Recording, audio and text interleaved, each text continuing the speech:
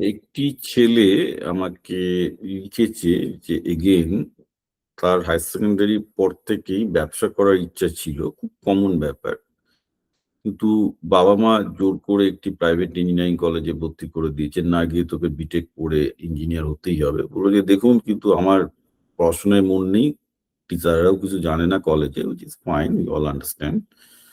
সব মুখস্থ করে চলছে। না টিচাররা কিছু বোঝে, না আমার সাথে যারা পড়ি তারা কিছু বোঝে। সবাই গাঁত করে মুখস্থ করছে।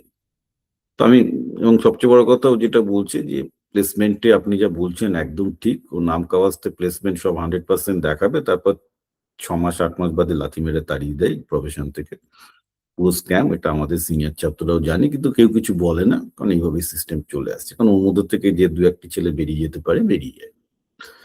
আমাকে ছেলেটা লিখছে, অ্যাকচুয়ালি আমি কালকে এই পোস্টটার পরিপ্রেক্ষিতেও আমাকে লিখেছে যে, "স্যার এখন আমি কি করব? আমার তো ব্যবসা করার খুব ইচ্ছে, কারণ আমি জানি এসব বিটেক-ফিটেক করে কিছু হবে না। এইসব কলেজ থেকে করলে তো আরই কিছু হবে না, এসব ফালতু প্রাইভেট কলেজ থেকে করলে।" আমি বলব যে, "তুমি আমার বিপ্লব পাল 2000 ইউটিউব চ্যানেলটা দেখো।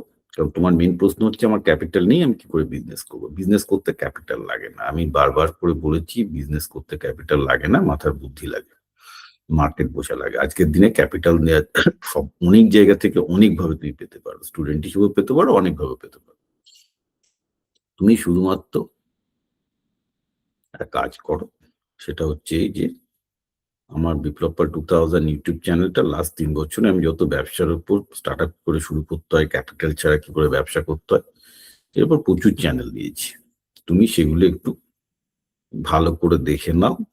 দেখে নিলেই বুঝতে পারবে যে তোমাকে কি করতে হবে। এবং এই প্রবলেমটা তুমি যেটা বললে যে, বাবা-মা জোর করে বিটেক পড়তে পাঠিয়েছে কিন্তু তার ব্যবসা করার ইচ্ছা। এখন লাখে, লাখে হচ্ছে। লাখে, লাখে হচ্ছে। So don't worry at all.